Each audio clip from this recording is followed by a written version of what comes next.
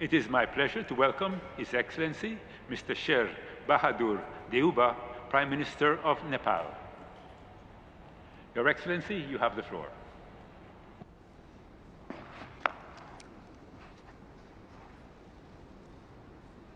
Mr. President, Excellencies, Nepal remains firmly committed to the implementation of Paris Agreement. We have submitted an ambitious NDC that plans to decarbonize our economy in all sectors. Nepal aims to reach a net zero emission by 2045, will ensure that 15% of our total energy demand is supplied from clean energy sources and maintains 45% of our country under forest cover by 2030. With abundant water, forest and biodiversity resources, Nepal can be a leader in sharing clean, green, nature-based climate solution in the region.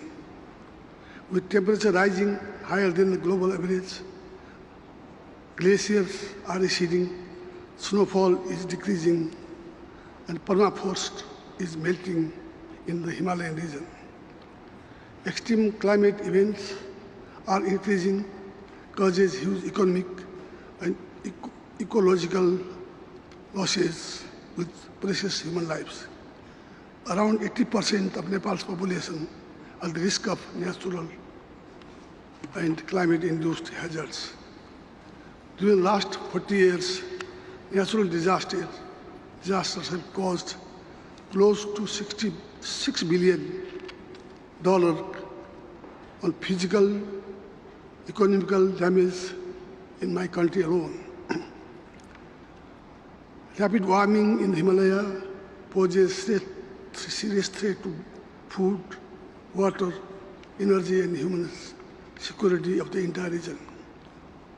Glacier melting also contributes to the existential threat to the coastal and island countries due to sea level rise. I therefore urge world leaders to recognize specific climate vulnerability in high mountains and accord to high priority to the mountain agenda in all climate-related negotiations. Keeping the global temperature below 1.5 centigrade is vital for mountain people. It is an issue of our survival to raise awareness on the climate crisis in the Himalaya. My government will host Sagarmatha Samvad dialogue named after Mount Everest.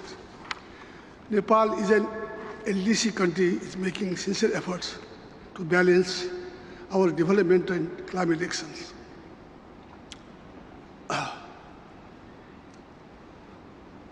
We are engaging with all stakeholders, including the private sectors, indigenous people, disadvantaged community, women, youth, in all our climate actions.